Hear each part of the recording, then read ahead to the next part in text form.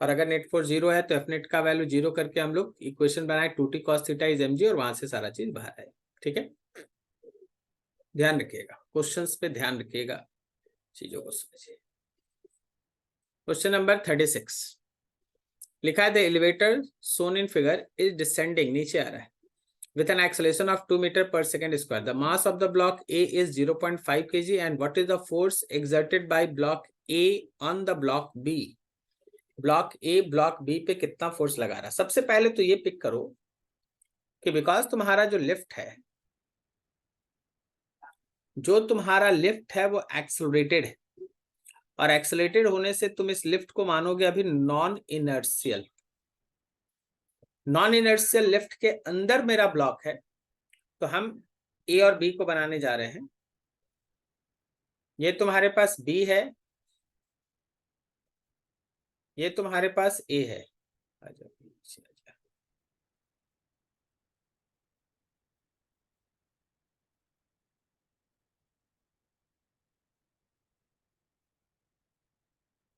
सही नहीं बना, रुको जस्ट।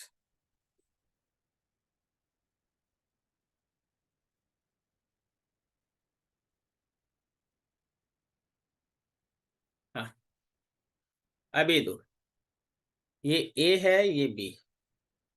सोचो जरा, अगर मेरा लिफ्ट नीचे की तरफ एक्सलरेट हो रहा है और ये नॉन इनर्शियल है, तो क्या मेरा ए पे एक शैडो फोर्स लगेगा ऊपर की तरफ? Because lift is accelerated downward, तो शैडो फोर्स लगा ऊपर की तरफ। ये है आपका शैडो फोर्स, जिसका वैल्यू होगा mass of A and acceleration of lift. At the same time A का अपना वेट लग रहा है नीचे की तरफ, ए का अपना वेट है, और ए पे बी का नॉर्मल रिएक्शन ऊपर की तरफ लग रहा है। ए पे बी का नॉर्मल रिएक्शन ऊपर लग रहा है। This is normal reaction acting on A due to B. सही है। पहले अगर आप अभी बिकॉज अभी आप ऑलरेडी शूडो फोर्स बना चुके हैं, तो अब आप ये इक्विलिब्रियम में मान के चलेंगे कि ये अब इक्विलिब्रियम में है। और इक्विलिब्रियम में होने का मतलब है कि नीचे वाला फोर्स जो कि मास ऑफ ए एंड जी है, वो ऊपर वाले फोर्सेस से बैलेंस होगा। Mass of A and g is normal reaction acting on A due to B और प्लस शूडो फोर्स। तो मास ऑफ ए कितना है भाई? 0.5 kg। 0.5 into 10, normal reaction acting on A due to B और plus pseudo force. Mass है 0.5 और acceleration है 2, तो लेफ्ट हैंड साइड में 5 आया। This is normal acting on A due to B और प्लस यहाँ पे 1 आया। तो normal reaction acting on A due to B will be equals to 4 newton. अब न्यूटन्स के थर्ड लॉ के हिसाब से अगर बी ए पे ये नॉर्मल लगाता है, this is the normal exerted by B on A, so force exerted by A on B, मतलब बी पे लगने वाला नॉर्मल ए के कारण, क्या हम लिख सकते हैं minus of N A B. मतलब 4 न्यूटन ही होगा, बट डायरेक्शन नीचे रहेगा। कहने का मतलब ये है कि आप अगर ए और बी को थोड़ा अलग अलग बनाइएगा ना, मान लीजिए ए और बी को हम थोड़ा अलग बनाते हैं,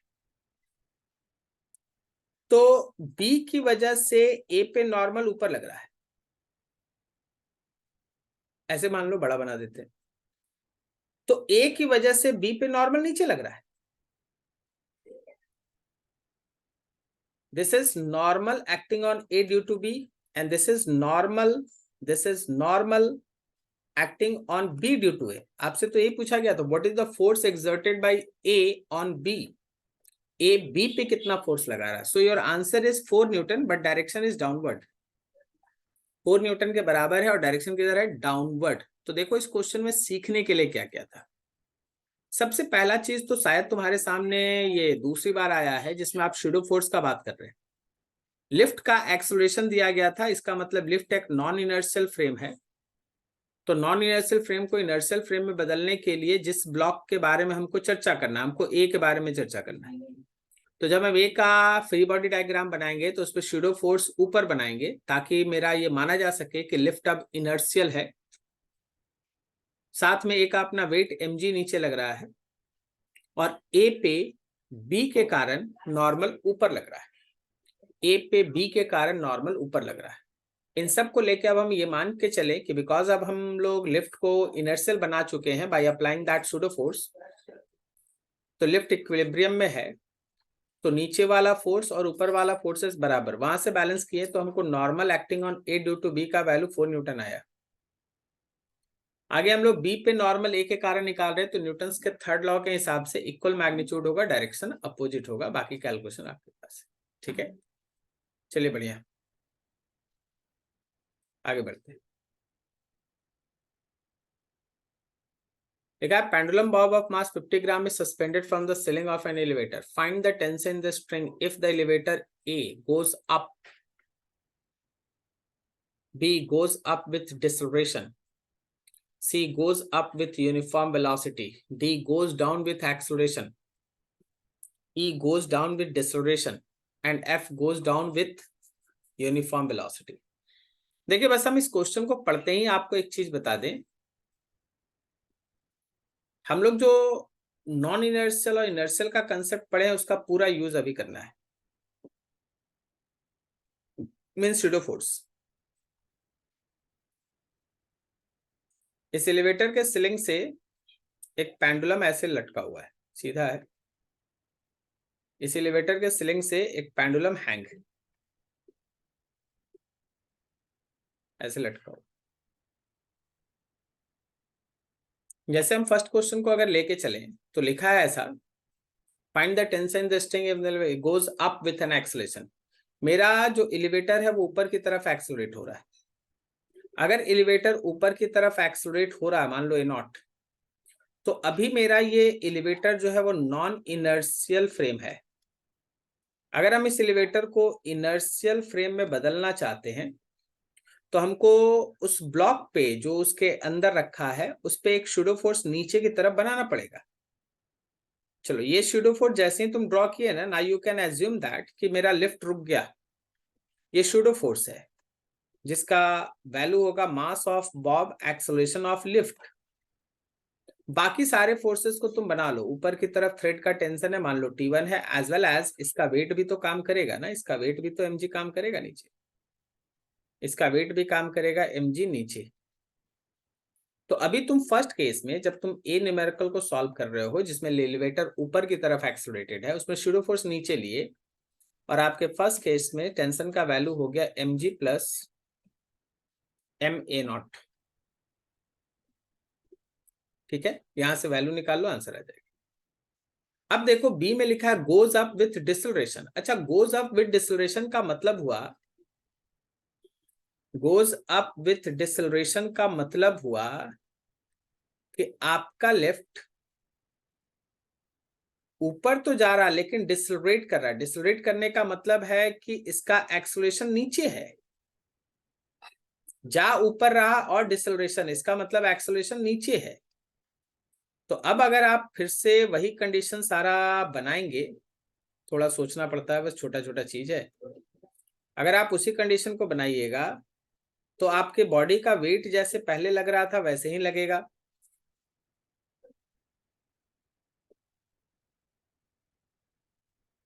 ठीक है, लेकिन जैसे ही आपका लिफ्ट जो नॉन इनर्शियल फ्रेम था उसको आप इनर्शियल फ्रेम में बदलिएगा, आपको इस बॉब पे एक सूडो फोर्स बनाना पड़ेगा जो ऊपर की तरफ होगा, सूडो फोर्स ऊपर की तरफ होगा। That pseudo force will be equals to mass of bob acceleration of lift, as well as ऊपर की तरफ टेंशन होगा और नीचे की तरफ होगा इसका वेट mg, नीचे की तरफ होगा इसका वेट mg। तो इस बार का जो सेकंड केस में आप टेंशन निकालोगे, टेंशन प्लस सूडो फोर्स, ये मिल के mg को बैलेंस करेगा। तो आपके सेकंड केस में टेंशन का वैल्यू हो गया mg minus pseudo force, that is mg minus ma0। अब तीसरा ये सोचिए कि अगर ये लिफ्ट कांस्टेंट वेलोसिटी से मूव करे, अगर लिफ्ट का वेलोसिटी कांस्टेंट हो जाए तो उसका एक्सेलरेशन 0 है, इस केस में चाहे लिफ्ट ऊपर मूव करे या नीचे मूव करे, कोई शूडो फोर्स नहीं लगेगा, और ऐसे केस में टेंशन का वैल्यू सीधा mg होगा। लिफ्ट ऊपर मूव करे या नीचे मूव करे, अगर वो कांस्टेंट वेलोसिटी से मूव कर रहा है तो कोई भी शूडो फोर्स उस पर काम नहीं करेगा, क्योंकि कांस्टेंट वेलोसिटी का मतलब होता है इनर्शियल फ्रेम, नॉन इनर्शियल नहीं होता है। कांस्टेंट वेलोसिटी का मतलब इनर्शियल होता है, और इनर्शियल में आपके शूडो फोर्स का वैल्यू 0 आएगा। समझ पाए? तो चीजों को, अब इसके बाद 3 पार्ट और है, 3 पार्ट में नीचे मूव कराते हुए बात बोला है, तो आपको खुद से बनाना है। ठीक है, ध्यान से, ऐसा है, इसको खुद से बनाना है। इसका पहला पार्ट को अच्छे से कर लो, सेकंड पार्ट खुद से बनेगा।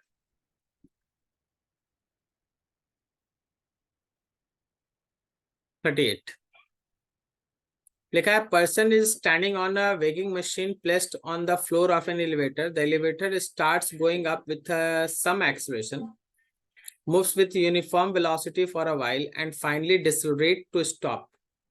The maximum and minimum weight recorded are 72 kg and 60 kg. Assuming that the magnitude of the acceleration and deceleration are the same, the true weight of the person and b the magnitude of acceleration. सबसे पहले तो ये figure जो यहाँ दिख रहा है वो यहाँ का नहीं, जो फिगर यहाँ दिखाई दे रहा है वो यहाँ का नहीं है। तो अब आपको एक नया फिगर बना के 2 केस आपको समझना होगा।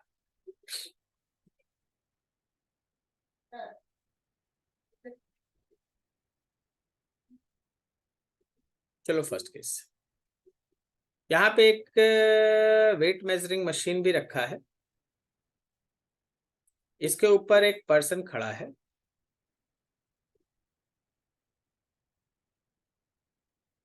अब सोचिए कि ये लिफ्ट किधर जाए कि weight measuring machine maximum read करे। हम तो एकदम सिंपल अभी तक का जो कंसेप्ट सिखाए हैं वहां से अगर आप दिमाग दौड़ाओ, तो जब ये लिफ्ट ऊपर की तरफ एक्सेलरेट होगा उस समय पर्सन का, अगर आप अभी इसको नॉन इनर्शियल फ्रेम से इसको आप तुरंत के तुरंत अगर इनर्शियल फ्रेम में बदल लें,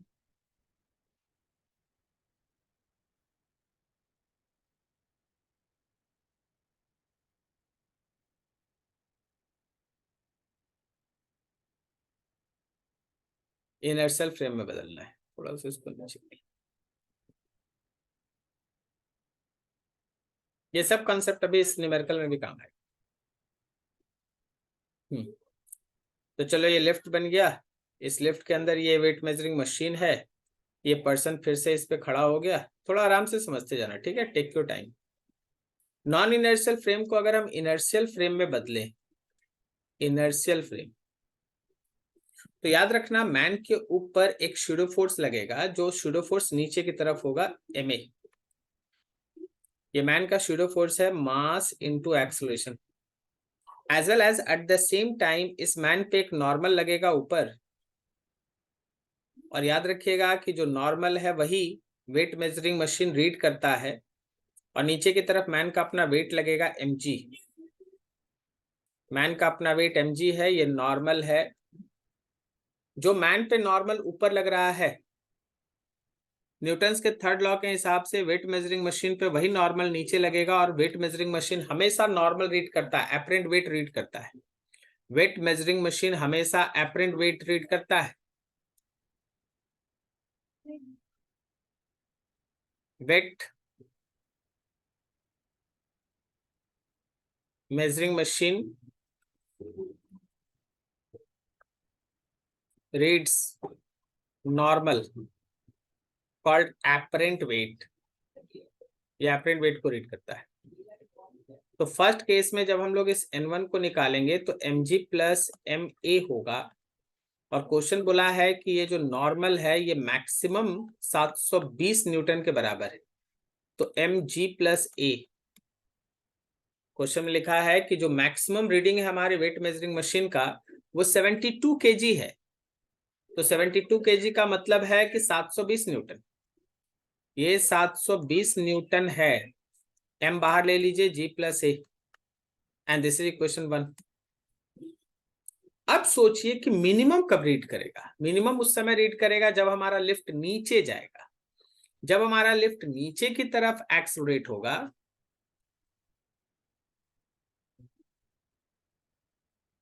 फिगर को समझिए, हल्का हल्का है सब चीज, आपको ड्रॉ करना इधर तो जाता है फिर।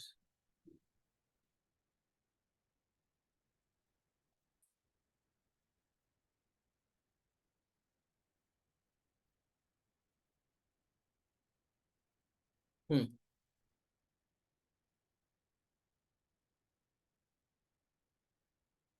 हम्म अगर मेरा ये लिफ्ट नीचे की तरफ एक्सलरेट हुआ, सपोज बोला गया क्वेश्चन में कि सेम एक्सलरेशन डिसलरेशन का मैग्नीट्यूड सेम है, तो नॉन इनर्शियल फ्रेम को हम लोग इनर्शियल फ्रेम में फिर बदलेंगे। इस समय जो मेरे मैन पे आप शूडो फोर्स बनाइएगा, वो बिकॉज लिफ्ट नीचे एक्सलरेट हो रहा है तो शूडो फोर्स ऊपर होगा, नॉर्मल भी ऊपर होगा मैन पर, और साथ में मैन का वेट अपना नीचे होगा।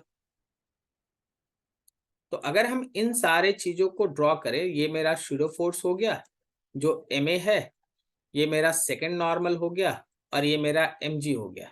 अब हमारा लिफ्ट हो गया है इनर्शियल फ्रेम, तो हम लोग लिख सकते हैं N2 plus pseudo force will be equals to mg। तो अभी आपके पास N2 का वैल्यू होगा mg माइनस शूडो फोर्स,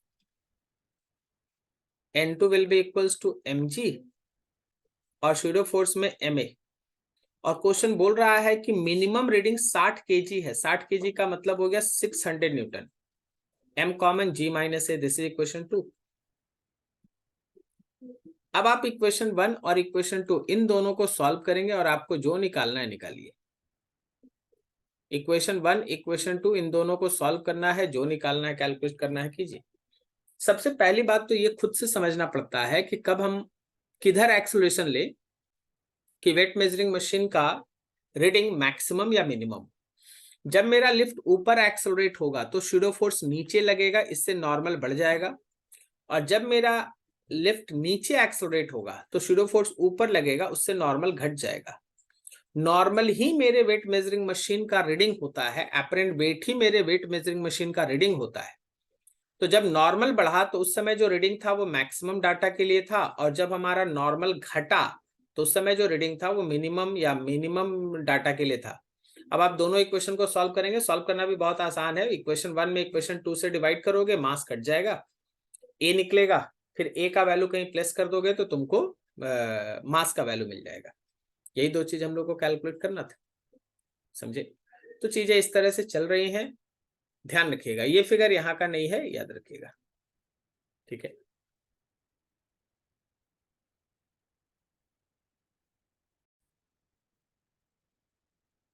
चलो आगे बढ़ते हैं।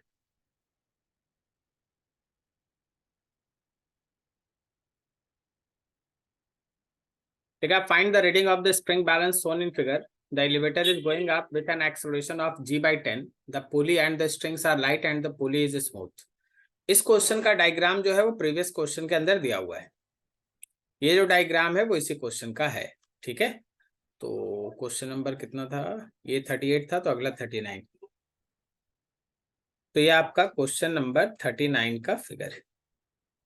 देखिए, हम लोग को स्प्रिंग बैलेंस का रीडिंग निकालना है। जब आपको स्प्रिंग बैलेंस का रीडिंग निकालना है, एक फ्री बॉडी डायग्राम बनाइए, वहीं से आपको सब कुछ दिखेगा। स्प्रिंग बैलेंस वही रीड करेगा जितना टेंशन उसके ऊपर काम कर रहा होगा। अगर कोई सी पर्सन को किसी वेट मेजरिंग मशीन पे खड़ा करते हो तो जो नॉर्मल लगता है वही रीडिंग होता है, और अगर किसी स्प्रिंग बैलेंस के साथ किसी मास को हैंग करोगे तो जो टेंशन होता है स्प्रिंग बैलेंस में वही रीडिंग होता है। तो आप सबसे पहले यहाँ पे कंसेप्ट्स को एनालाइज कीजिएगा। अगर आप ध्यान से देखिएगा तो 5 kg डायग्राम देखिए। सबसे पहले इस एक्सेलरेशन को कैंसिल करना है जो g/10 है। g/10 को कैंसिल करने के लिए नीचे की तरफ लग रहा है शूडो फोर्स। दोनों ही ब्लॉक पे नीचे की तरफ लग रहा है शूडो फोर्स, ठीक है? साथ में अपना अपना वेट, इसका mg अपना नीचे, थोड़ा जगह का अलग से एक डायग्राम बनाना होगा। चलिए अभी आप देख लीजिए, फिर हम इसका डायग्राम अलग से कर लेंगे। ये फिगर वहां है नहीं ना, देखो ध्यान से देखो। ये है शूडो फोर्स, ये यहां नहीं बनाते, ठीक है, यहाँ बगल में बना लेते हैं। ये मान लीजिए आपके पास है 1.5 kg का ब्लॉक, सॉरी ये 3 kg का ब्लॉक मानते हैं, और लेफ्ट हैंड साइड में मानते हैं 1.5 kg का ब्लॉक, बनाने में आसान होगा। अब देखो इस 1.5 kg पे नीचे की तरफ लग रहा है शूडो फोर्स, साथ में नीचे की तरफ लग रहा है इसका अपना वेट, शूडो फोर्स और वेट। इसी तरह 3 kg पे भी नीचे की तरफ लग रहा है इसका अपना शूडो फोर्स, और साथ में 3 kg पे नीचे की तरफ लग रहा है उसका अपना वेट mg, ठीक है। थ्रेड का टेंशन देखिए 5 kg 1.5 kg पे थ्रेड का टेंशन लग रहा है ऊपर की तरफ, ये थ्रेड का टेंशन है, और 3 kg पे भी थ्रेड का टेंशन लग रहा है ऊपर की तरफ, ये थ्रेड का टेंशन है। आप अभी तक के फोर्सेस में शूडो फोर्स लिख रहे हैं, इस मास को हम लोग m1 लिख देते हैं, इस मास को हम लोग m2 लिख देते हैं, और इस एक्सेलरेशन को जो g/10 है उसको a0 लिख देते हैं। तो यहाँ पे शूडो फोर्स हो गया m1 a0, और यहाँ का शूडो फोर्स हो गया m2 a0। इसका अपना वेट हो गया m1g नीचे की तरफ, इसका अपना वेट हो गया m2g नीचे की तरफ, साथ में थ्रेड का टेंशन हो गया t, और यहाँ भी हो गया थ्रेड का टेंशन t। अब आप अपना लॉजिक लगाइए, 1.5 kg और 3.0 kg को जब आप छोड़िएगा तो कौन नीचे जाएगा? ऑब्वियसली जहां तक डिस्कशन का मैटर है, ये मेरा 3.0 kg नीचे जाएगा, इसका अपना एक नीचे जाने का एक्सेलरेशन मान लेते हैं a, और 1.5 kg ऊपर जाएगा विथ एन एक्सेलरेशन a। तो एक्सेलरेशन a यहां लिखा गया, एक्सेलरेशन a यहां लिखा गया। अब देखिए, अब आपको दोनों का अपना अपना इक्वेशन बनाना है, दोनों का अपना अपना इक्वेशन बनाना है। हम तो बोल रहे हैं ये ना कि इसको एक दूसरे कलर में यहीं पे हम सॉल्व कर देते हैं, आप उस क्वेश्चन के साथ मैच करा लीजिएगा, ठीक है। देखिए अगर हम लोग 1.5 kg के मोशन के बारे में बात करें, फॉर मोशन ऑफ 1.5 kg, ये ऊपर की तरफ एक्सलरेटेड है, तो tension minus m1g minus m1 a0 is equals to m1 a। तो t माइनस 1.5 g का वैल्यू 10 माइनस 1.5 और एक्सेलरेशन का वैल्यू g/10, g/10 मतलब 10/10, and this is equals to 1.5 and a। तो आपके पास वैल्यू आया t minus 15 minus 1.5 is 1.5 a। तो आपका वैल्यू हो गया t minus 16.5 is equals to 1.5 a। This is equation 1। अब आप बात कीजिए 3 kg के ब्लॉक के लिए, फॉर 3.0 kg ब्लॉक। अगर आप 3 kg के ब्लॉक को एक बार देख लिया जाए, तो ये नीचे की तरफ जा रहा है, इसका एक्सेलरेशन नीचे की तरफ है, तो m2 a0 m2g में t माइनस करना होगा।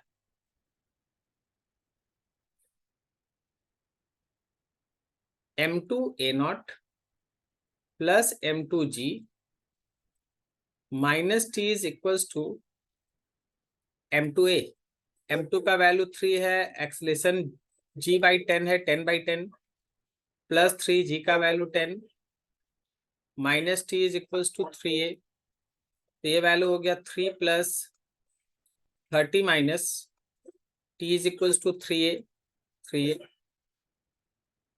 33 minus t is equals to 3a। This is equation 2। आप इक्वेशन 1 और 2 को सॉल्व कीजिए फ्रॉम इक्वेशन 1 एंड 2। देखिए 2 तो हमको सामने दिख रहा है, पहले 2 को ही एक बार लिख दे। 33 minus t is equals to 3a, ये 2 का इक्वेशन है, और 1 का इक्वेशन है t minus 16.5 is 1.5a। t minus 16.5 is equals to 1.5a। चलिए दोनों इक्वेशन को ऐड कीजिए, जब आप दोनों को ऐड करेंगे तो आपका ये टेंशन कैंसिल हो जाएगा। 33 में से 16.5 माइनस होगा तो 16.5 ही बचेगा, और यहाँ बचेगा 4.5 ए। तो आपके ए का वैल्यू हुआ 16.5 बाई 4.5, 16.5 बाई 4.5। तो अगर हम 5 से कट करते हैं तो 5 से कट करेंगे तो 3 पॉइंट कितना आ जाएगा भाई, 3.3, और नीचे आ जाएगा 0.9। फिर अगर हम 3 से कट करते हैं, 3 से कट करते हैं तो ऊपर 11 और नीचे आ जाएगा हम लोगों का 3। तो 11/3 मीटर पर सेकेंड स्क्वायर ये एक्सेलरेशन है। जब हम इसको पुट करेंगे किसी एक इक्वेशन में, जैसे मान लो मेरे पास एक इक्वेशन था t minus 16.5 is equal to 1.5 A, तो यहां से हमको टेंशन मिलेगा। क्या हम यहाँ पे t का वैल्यू ऐसे लिख सकते हैं, t का वैल्यू लिख सकते हैं 1.5, एक्सेलरेशन के जगह पे 11/3 प्लस 16.5, तो ये आ गया, इससे कट गया 0.5, इससे मल्टीप्लाई हो गया 5.5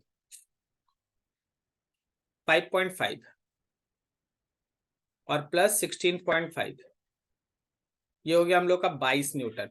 टेंशन है 22 न्यूटन, थ्रेड का टेंशन है 22 न्यूटन। फिगर पे आइए। अगर आप यहाँ पे इस फिगर को ध्यान से देखिएगा तो देखिए भाई नीचे की तरफ टी और टी करके 2t लग रहा है, तो ऊपर की तरफ जो इसमें टेंशन एग्जिस्ट करेगा वो भी 2t होगा। तो जो मेरे स्प्रिंग बैलेंस का रीडिंग होगा वो t नहीं रीड करेगा, वो 2t रीड करेगा। स्प्रिंग का जो रीडिंग होगा वो कितना होगा, 2t होगा, टेंशन t नहीं होगा। स्प्रिंग का रीडिंग कितना होगा, 2t होगा। सो रीडिंग ऑफ स्प्रिंग, जो आपका स्प्रिंग बैलेंस है उसका reading, and that is your answer is 2t। So 2 times of 22, आपका ओवरऑल उसका रीडिंग होगा 44 न्यूटन, या अगर मास के बेसिस पे बोलोगे तो 4.4 kg। ठीक है, 44 न्यूटन जी से डिवाइड कर दिए मास हो गया। तो देखो ये क्वेश्चन है ना जो तुम्हारे सामने, अभी तो हमको लगता है पिछला 2-3 क्वेश्चन सब शैडो फोर्स पे ही चल रहा है, और ये भी उसी का एक आउटपुट है कि जब मेरा लिफ्ट ऊपर की तरफ एक्सलरेट हो रहा है g/10 से, जिसको हम लोग a0 माने, जिसका वैल्यू 1 आ रहा था बार बार, तो मेरे दोनों ब्लॉक पे शूडो फोर्स लगेगा नीचे की तरफ, m1 a0 और m2 a0। साथ में अपना अपना mg तो लग ही रहा है, लगेगा, टेंशन लगेगा। अब वहां पे 3 kg ब्लॉक नीचे जाएगा, 1.5 kg ब्लॉक ऊपर जाएगा, तो उनका खुद का एक्सेलरेशन एज्यूम किया गया। वहां से आपको मोशन को ध्यान में रख के इक्वेशंस बना दोनों का, 1.5 kg का, 3 kg का, दोनों का इक्वेशंस बना। फिर दोनों को हम लोग ऐड करके सॉल्व किए। पहले एक्सेलरेशन निकला 11/3, उसके बाद एक्सेलरेशन का वैल्यू पुट करके हम लोग टेंशन का वैल्यू निकाले, दैट इज 22 न्यूटन। तो reading of spring balance is 4.4 kg या 44 न्यूटन। यही क्वेश्चन था, इसी क्वेश्चन के हिसाब से आपके पास कैलकुलेशन था। तो 39। नेक्स्ट क्वेश्चन है, block of 2 kg suspended from the ceiling through a massless spring of spring constant 100। What is the elongation of the spring if another 1 kg is added to the block, what would be the further elongation. खुद से बनाओ, spring force है, आराम से बना सकते हैं। ठीक है, कीजिएगा खुद से, 1-2 क्वेश्चन छोड़ना भी होगा आपके लिए। Suppose the ceiling in the previous problem is that of an elevator which is going up with an acceleration of 2 meter per second square. Find the elongation. अगर ये एलिवेटर ऊपर एक्सेलरेट हो रहा है तो ब्लॉक पे mg के साथ साथ नीचे की तरफ एक शूडो फोर्स भी बनाओ। अब नीचे लगेगा mg प्लस शूडो फोर्स और ऊपर लगेगा kx, फिर वहां से x का वैल्यू निकालो। ये भी आपको खुद से ही करना है।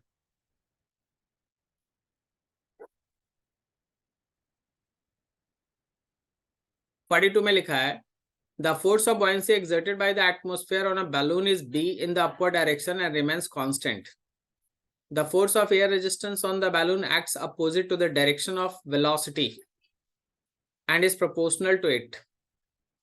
The balloon carries a mass m and is found to fall down near the earth's surface with a constant velocity v. How much mass should be removed from the balloon so that it may rise with a constant velocity v? Question को समझने का कोशिश करो। हमें ना यहाँ पे एक बैलून को गोल सा बैलून बना देते हैं, गोल सा बैलून। दो अलग अलग केस में इस बैलून के मोशन को आप समझिएगा। फर्स्ट केस में इसका मास m रख लिए, सेकंड केस में से इसमें से कुछ मास निकाल दिए। अगर हम अभी इसका फ्री बॉडी डायग्राम बनाए तो नीचे की तरफ mg लग रहा है, ये नीचे की तरफ कांस्टेंट वेलोसिटी से गिर रहा है, बॉयंसी इस पे ऊपर लग रहा है। बिकॉज इसका वेलोसिटी नीचे है तो एयर का रेजिस्टेंस फोर्स भी ऊपर लग रहा है। जब ये सेकंड केस में मास निकाल दिया गया, ये ऊपर की तरफ मूव करने लगा कांस्टेंट वेलोसिटी से, तो इसका वेट नीचे ही लगेगा, बॉयंसी अभी भी ऊपर लगेगा। देखो बॉयंसी और वेट को आप बदल नहीं सकते, बॉयंसी हमेशा ऊपर लगेगा और वेट हमेशा नीचे लगेगा, लेकिन एयर का रेजिस्टेंस किधर लगेगा? जिधर भी आपका वेलोसिटी हो रहा है ना, एयर रेजिस्टेंस हमेशा ध्यान रखिए उसके अपोजिट डायरेक्शन में लग रहा है। अब जो डाटा लिख रहे हैं, देखिए सबसे पहले यहाँ वेलोसिटी देख लीजिए।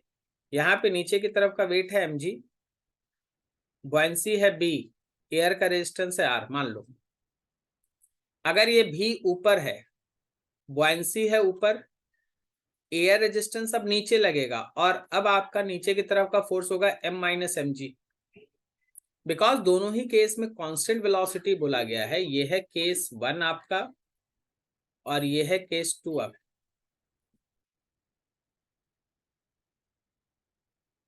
केस 1 तो आपके पास होगा mg is equals to r plus b, ये पहला केस।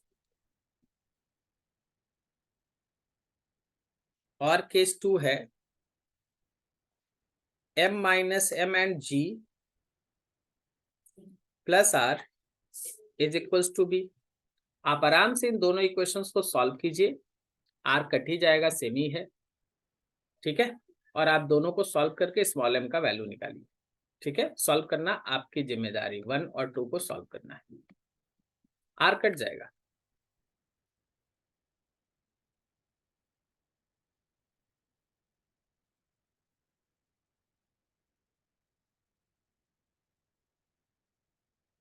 कितना मास निकाल दें कि ये कांस्टेंट वेलोसिटी से ऊपर जाए, वही स्मॉल m आपको फाइंड आउट करना है। लिखा है empty plastic box of mass small m is found to accelerate up at the rate of g/6 when placed deep inside water. How much sand should be put inside the box so that it may accelerate down at the rate of g/6? इस बार भी आपका figure है ना, बिल्कुल वैसा ही बनेगा, लेकिन आपको बॉयंसी के बारे में सोचना है, रेजिस्टेंस के बारे में नहीं सोचना है, ठीक है। मान लीजिए शुरुआत में मास m था, बॉयंसी लग रहा था ऊपर की तरफ, इसका वेट लग रहा था नीचे की तरफ, और ये एक्सेलरेट हो रहा था ऊपर की तरफ। सेकंड केस में बॉयंसी वही लगेगा ऊपर की तरफ, नया mg नीचे लगेगा, और ये डिसलरेट हो रहा है, मतलब एक्सेलरेट हो रहा है नीचे की तरफ। तो आपको इक्वेशंस बनाना पड़ेगा। यहाँ बॉयंसी है, नीचे की तरफ mg है, और ये ऊपर की तरफ एक्सेलरेशन है a, जो एक्चुअली g/6 है। बॉयंसी वही है, मास आप मान लीजिए आप कुछ मास इसमें ऐड कर दिए, तो अब आप लिखेंगे नीचे में m प्लस m के साथ g। अब ये सेम एक्सेलरेशन से नीचे की तरफ एक्सेलरेट हो रहा है। आप दोनों केसेस का अपना अपना इक्वेशन बनाएं। ये केस 1 हो गया, ये केस 2 हो गया, दोनों केसेस का अपना अपना इक्वेशन बनाएं। केस 1 नीचे ऊपर एक्सेलरेट है, तो हमारे पास होगा b minus mg is equals to mass acceleration के जगह पे g/6। और केस 2 के हिसाब से अपना इक्वेशन होगा, नीचे की तरफ जा रहा है तो m plus m and g minus b is equals to m plus m and acceleration में g/6। फिर से अगेन बात वही है कि दोनों को सॉल्व करके स्मॉल m का वैल्यू निकालना है। इस बार b कट जाएगा, जैसे ही ऐड कीजिएगा b कट जाएगा। दोनों को ऐड कीजिए, बी कट जाएगा, स्मॉल एम का वैल्यू निकली। ठीक है, तो ये सब क्वेश्चन आसान आसान है, आप खुद से करें। अब करना क्या, छोटा सा कैलकुलेशन करना, और क्या बचाइए छोटा सा। 44 लिखा है force F is equals to V cross A is exerted on a particle in addition to the force of gravity. मतलब दो फोर्स बॉडी पे काम कर रहा है। एक फोर्स काम कर रहा है V क्रॉस A करके, और एक फोर्स काम कर रहा है जिसको आप ग्रेविटी कहते हैं mg। डायरेक्शन लिखना है तो माइनस जे कैप लिख लीजिए, vertically downward. A is constant vector in the horizontal. With what minimum speed a particle of mass m be projected so that it continues to move undeflected? जब body बोले ना undeflected with constant velocity, जैसे ही बोला constant velocity, तो constant velocity से पता चल गया कि एक्सेलरेशन है 0। कांस्टेंट वेलोसिटी से पता चल गया कि एक्सेलरेशन कितना है 0। अगर एक्सेलरेशन 0 है तो यहां से आपको ये पता चल गया कि सर नेट फोर्स है 0। अब नेट फोर्स तो आपके थ्योरी के हिसाब से यहाँ पे दो दो फोर्स काम कर रहा है, एक फोर्स 1 काम कर रहा है, दूसरा फोर्स 2 काम कर रहा है। लेकिन आप बोल रहे हैं, क्वेश्चन बोला जा रहा है कि नेट फोर्स है 0, तो F1 प्लस F2।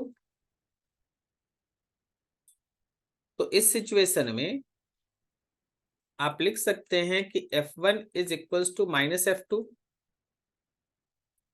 F1 का वैल्यू वो क्वेश्चन के हिसाब से है V क्रॉस A,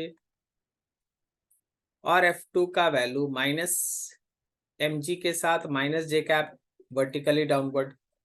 क्या हम इसको लिख सकते हैं V A sine theta? Question बोला है कि वो 90 है, this is equals to mg। Direction छोड़ दीजिए। अब आपको वेलोसिटी पूछा है तो क्या हम लिख सकते हैं mg बाई ए। इस वेलोसिटी से अगर आप बॉडी को फेंकिएगा ना, इस वेलोसिटी से अगर आप बॉडी को फेंकिएगा तो बॉडी पे लगने वाले नेट फोर्स का वैल्यू 0 हो जाएगा, एक्सेलरेशन का वैल्यू 0 हो जाएगा, और जो वेलोसिटी है वो कांस्टेंट रहेगा। वेलोसिटी कांस्टेंट का मतलब मैग्नीट्यूड भी नहीं बदलेगा और डायरेक्शन भी बदलेगा नहीं। अगर मैग्नीट्यूड और डायरेक्शन दोनों नहीं बदल रहा है, इसका मतलब वो सीधा सीधा स्ट्रेट लाइन में सीधा सीधा निकल जाएगा, अनडिफ्लेक्टेड निकल जाएगा। ठीक है, तो ऐसा क्वेश्चंस बस सिंपल आपके क्रॉस प्रोडक्ट और कंसेप्ट पे बेस्ट है। चीजों को ध्यान से रखना है, समझना है, अनडिफ्लेक्टेड निकलना है, कम से कम इतना कंडीशन होना चाहिए। ठीक है,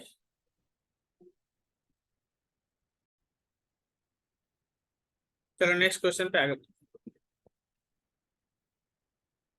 लिखा है इन अ सिंपल एटरूट machine two unequal mass m1 and m2 are connected by string going over a clamped light smooth pulley in a typical arrangement figure this.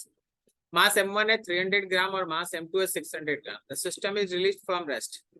Find the distance traveled by the first block in the first 2 seconds. Find the tension in the string. Find the force exerted by the clamp on the pulley. देखिए, इस question का format हम बता देते हैं कि कैसे आपको बनाना है। जब क्वेश्चन ये कहे ना कि find the distance travelled by the block, इसका मतलब ये आपसे काइनेमेटिक्स पूछ रहा है। आपको क्या करना है कि सबसे पहले लॉज ऑफ मोशन का कंसेप्ट लगा के एक्सेलरेशन और टेंशन निकाल लेना है। एक्सेलरेशन मिल जाएगा तो वहां से आगे चल के है ना काइनेमेटिक्स से डिस्टेंस भी मिल जाएगा, क्योंकि u तो 0 है, तो s is equals to ut plus half at square के यूज से हम लोग है ना s का वैल्यू निकाल लेंगे। और एक बार अगर आपको एक स्ट्रिंग के अंदर टेंशन मिल जाए तो ऊपर में जो क्लैंप का फोर्स है वो तो टूट ही होगा ना। अभी तो हम बस आपको समरी बता दिए 1 मिनट के अंदर, लेकिन अब आप इसका जब न्यूमेरिकल बनाइएगा, सबसे पहला काम होता है कि एक प्रॉपर फ्री बॉडी डायग्राम बनाना। तो प्रॉपर फ्री बॉडी डायग्राम के हिसाब से जो मेरा m1 ब्लॉक है उस पे नीचे की तरफ लगेगा m1g, थोड़ा बड़ा बना देते ताकि यहाँ लिखने में बने, और यहाँ m2 के लिए नीचे की तरफ लगेगा m2g। तो जे ऐसे ठीक नहीं लग रहा है ये दोनों डायग्राम। आप क्या करें ना, ये रहा m1 और ये रहा आपका m2, ये दो ब्लॉक। अब इस m1 पे नीचे की तरफ लग रहा है m1g, इस m2 पे नीचे की तरफ लग रहा है m2g। m1 पे गौर करो तो ऊपर की तरफ लग रहा है टेंशन T, और m2 पे भी गौर करोगे तो ऊपर की तरफ लग रहा है टेंशन T। डन। अब आप यहाँ पे ऊपर की तरफ टेंशन लिख लिए, ये M1 है अपना, नीचे की तरफ M1G है, यहाँ ऊपर की तरफ टेंशन है, ये M2 है, और नीचे की तरफ M2G है। करेक्ट। हम लोग का काम ये है कि बिकॉज क्वेश्चन में मेंशन था कि M1 का वैल्यू 300 ग्राम और M2 का वैल्यू 600 ग्राम है, M1 का वैल्यू 300 ग्राम, तो ये अपना 300 ग्राम है, केजी में बाद में बदल लेंगे, ये है 600 ग्राम। तुमको पता चल रहा होगा कि M2 जो है वो नीचे जाएगा A एक्सेलरेशन से और M1 जो है ऊपर जाएगा A एक्सेलरेशन से, तो आपको मिल गया ये M1 के एक्सेलरेशन का डायरेक्शन, ये आपके पास है M2 के एक्सेलरेशन का डायरेक्शन, दोनों के एक्सेलरेशन का डायरेक्शन आपके पास है, एक्सेलरेशन A और A। तो आप दो इक्वेशन लिखें फॉर M1 का इक्वेशन क्या होगा कि ऊपर की तरफ टेंशन लग रहा है, नीचे की तरफ M1G लग रहा है, and that will be equals to mass 1 into acceleration. तो ये वैल्यू हो गया अपना टेंशन माइनस 0.3G का value 10 is equals to 0.3A, so T minus 3 is equals to 0.3A, ये इक्वेशन 1 है। फॉर M2 के लिए देखो, M2 के लिए अपना इक्वेशन होगा M2G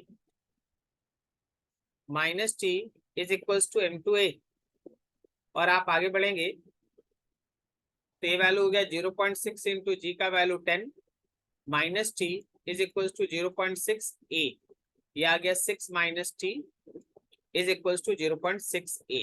बस हम इससे ज्यादा अभी आपको इसमें हम ज्यादा मदद नहीं करेंगे, आप इन दोनों को सॉल्व करो।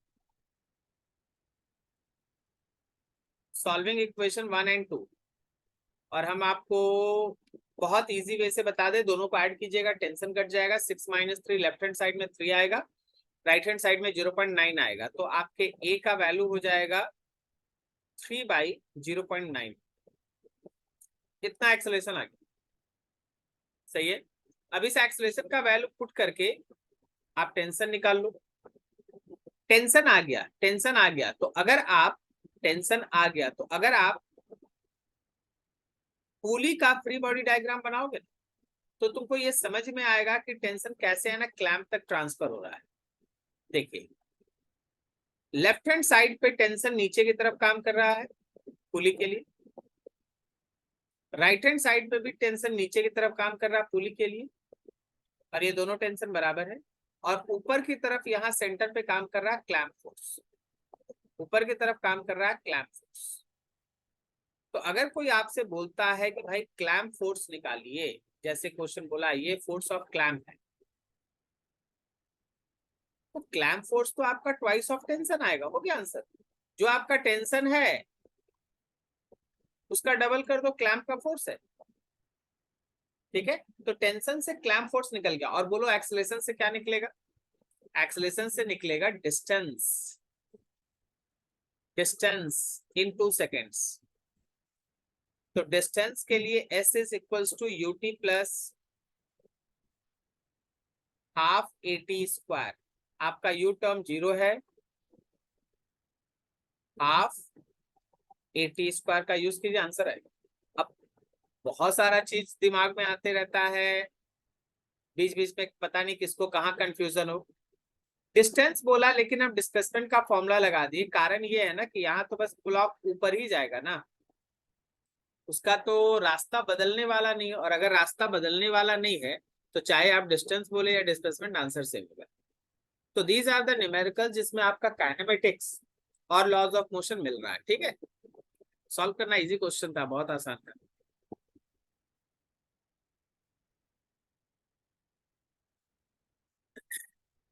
लिखा है consider the Atwood machine of the previous column after the larger mass is stopped for a moment 2.0 second after the system is set into motion.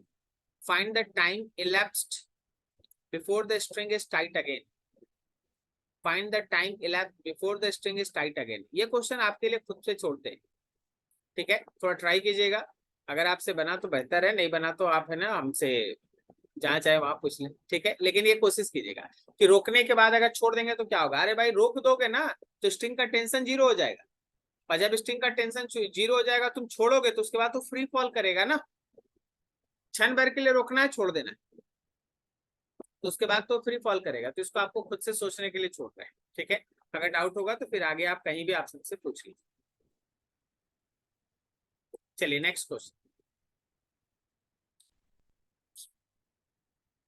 Figure shows a uniform rod of length 30 centimeter having a mass of 3.0 kg. The strings shown in figure are pulled by constant force of 20 Newton, 32 Newton, दोनों तरफ लग रहा है. Find the force exerted by the 20 centimeter part of the rod on the 10 centimeter part. 20 centimeter part 10 centimeter पे कितना force लगा रहा है तुमको ये बताना है. All the surfaces are smooth and the strings and the pulleys are light. देखिए सबसे पहले हम आपको है ना कि यूनिफॉर्म मास जहां रहता है ना, जैसे ये यूनिफॉर्म रॉड लिखा हुआ है, तो आपको ये समझना चाहिए कि अगर 30 सेंटीमीटर इक्विवेलेंट है 3 केजी का, तो अगर हम 10 सेंटीमीटर का हिस्सा लेंगे तो वो इक्विवेलेंट होगा 1 केजी का, और अगर 20 सेंटीमीटर का हिस्सा लेंगे तो वो इक्विवेलेंट होगा 2 केजी का, ठीक है। 1 केजी 2 केजी ऐसे हम लोग चलता है। अब आप ऐसे समझ लो कि इस पूरे फिगर को आप 2 टुकड़ों में बांट दो, ठीक है। हम आपको ऐसे बताते हैं, इस फिगर को आपको ऐसे सोचना चाहिए,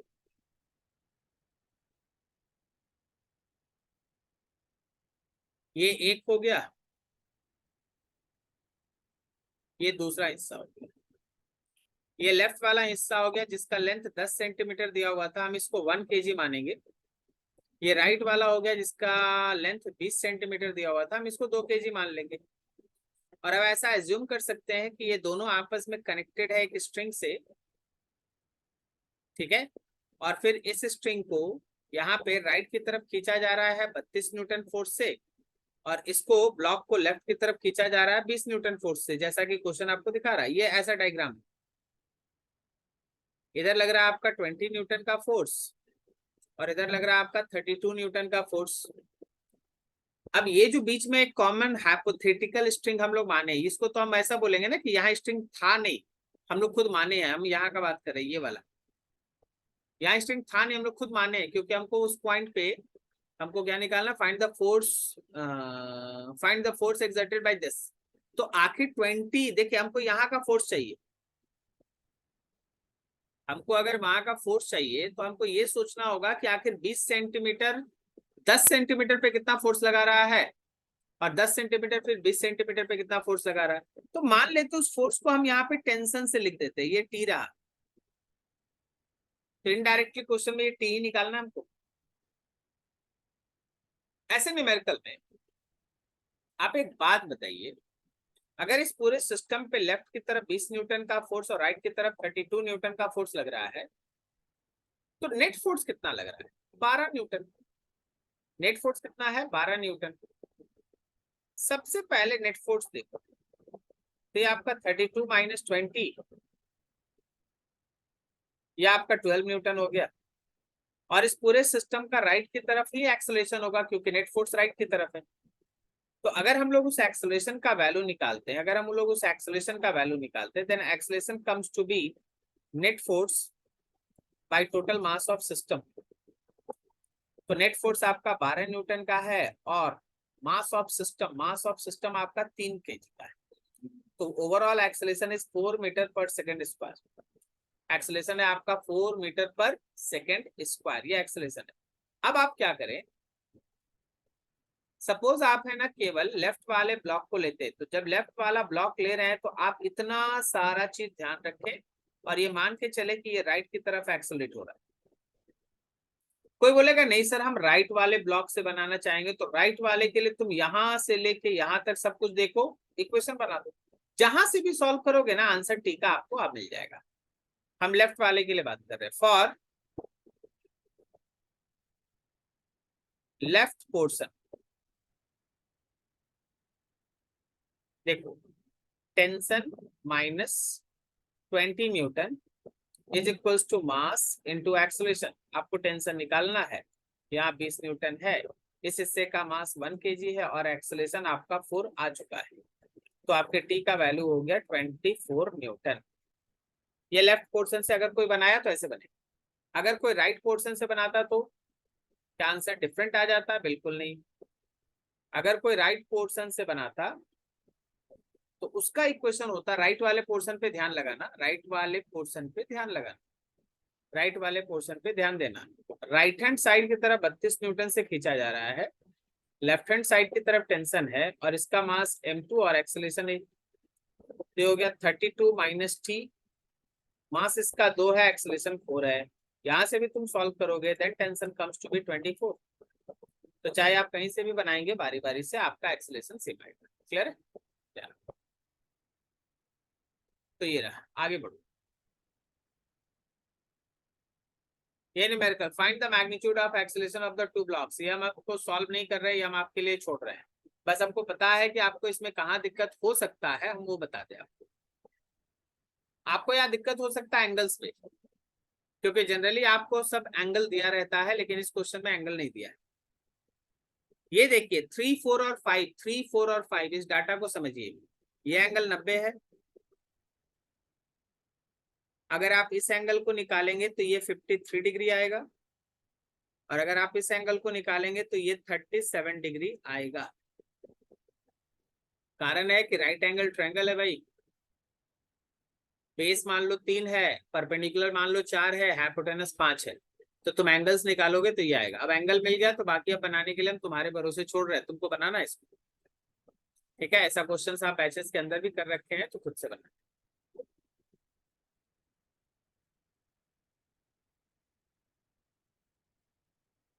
लिखा है constant force F equals to m2g/2 is applied on the block of the mass m1 as shown in figure.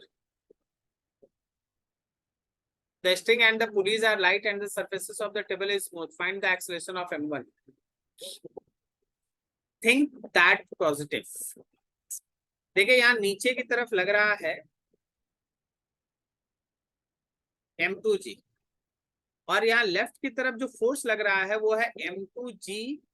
अब तुम सोच के बताओ कि ब्लॉक लेफ्ट की तरफ जाएगा m2g/2 कि नीचे की तरफ आएगा m2g? ऑब्वियसली m2g बड़ा है। m2g बड़ा होने की वजह से ये राइट की तरफ एक्सेलरेट होगा a से, और ये नीचे की तरफ एक्सेलरेट होगा a से। पहला लाइन तो ये था। अब यहाँ पे आप एक टेंशन दिखा दिए T, और यहाँ पे एक टेंशन दिखा दिए T। आप आराम से दो को इक्वेशन बनाइए। जैसे फॉर m1, अगर आप m1 का इक्वेशन लिखते हैं तो आपका होगा tension minus force is m1a। लिखेंगे T माइनस F के जगह पे m2g/2 is equals to m1a। और अगर हम लोग बात करेंगे m2 का,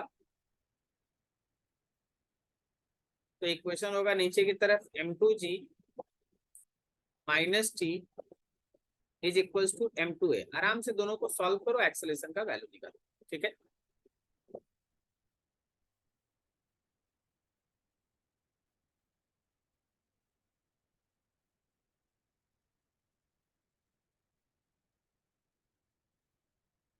लिखा है in the figure m1 5 kg, m2 2 kg, f is equals to 1 Newton. Find the acceleration of either block. निकालो।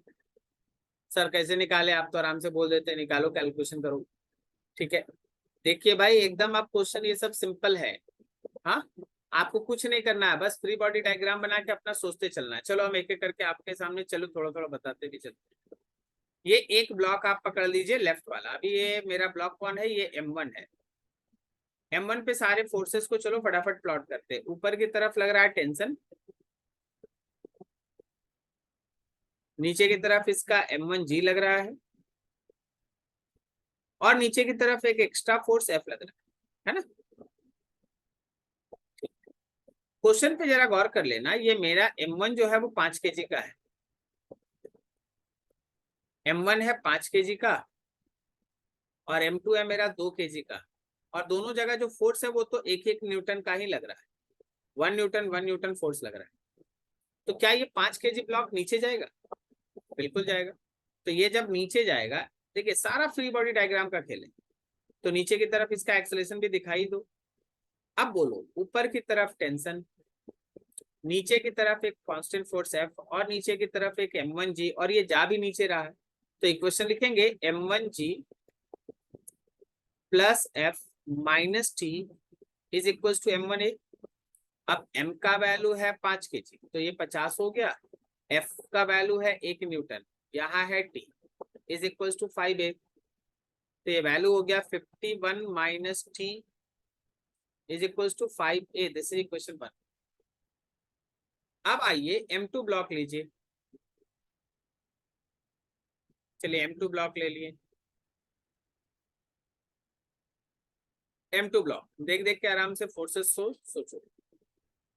ऊपर की तरफ T लग रहा है, बिल्कुल लग रहा है। नीचे की तरफ इसका M2G लग रहा है, हाँ बिल्कुल लग रहा है। नीचे की तरफ F लग रहा है, हाँ लग रहा है, F भी लग रहा है। और हम लोग जैसा अभी बता चुके थे कि बिकॉज M1 नीचे जा रहा था, ये M1 नीचे जा रहा था एक्सेलरेशन से, तो M2 ऊपर जाएगा एक्सेलरेशन से। तो M2 का ऊपर की तरफ एक्सेलरेशन हो गया मान लो A। सारा डाटा लिख देते हैं। ये एक्सेलरेशन A है, ये थ्रेड का टेंशन है, ये मेरा M2 ब्लॉक है, नीचे की तरफ M2G लग रहा है और ये फोर्स F लग रहा है, ऊपर की तरफ एक्सेलरेटेड। तो इक्वेशन हो गया tension minus F minus M2G and that will be equals to M2A, and this time T minus 1 minus 20 is equals to 2A. So T minus 21 is equals to 2A. This is equation 2. ये 2। अब आप इन दोनों को solve कीजिए, equation 1 और equation 2 का। जैसा इतना देर से काम करते आ रहे हैं, इतना क्वेश्चंस बना चुके हैं, अब इन दोनों को सॉल्व करके आराम से टेंशन एक्सेलरेशन जो निकालना है निकालो। तुमको निकालना क्या था? एक्सेलरेशन निकल गया। अब क्वेश्चन का एक अगला हिस्सा है। अगला हिस्सा में describe the motion of M1। M1 के मोशन के बारे में सोचो। If string breaks but F continues to act. अगर स्ट्रिंग ब्रेक कर जाता है ना, जब बोलता है ना स्ट्रिंग ब्रेक्स, इसका मतलब है कि टेंशन 0 कर लो। अगर कोई स्ट्रिंग ब्रेक करे और फिर M1 के मोशन के बारे में यहाँ सोचे, M1 को देख लो भाई, एक बार फिर से डायग्राम बना लो। When string breaks,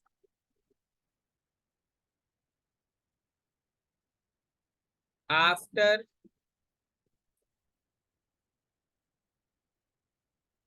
string breaks, याद रखना नीचे की तरफ F है, नीचे की तरफ Mg है और कोई टेंशन नहीं। नीचे की तरफ F है, नीचे की तरफ M1G है और ऊपर का स्ट्रिंग ब्रेक्स कहने का मतलब टेंशन हो गया 0। ऑब्वियसली ये नीचे की तरफ एक्सेलरेट होगा, ये नीचे की तरफ एक्सेलरेट होगा। And the equation is F plus M1G is equals to M1A। 1 है, मास 5 into 10 है, and that is equals to 5A। आराम से सॉल्व करके निकल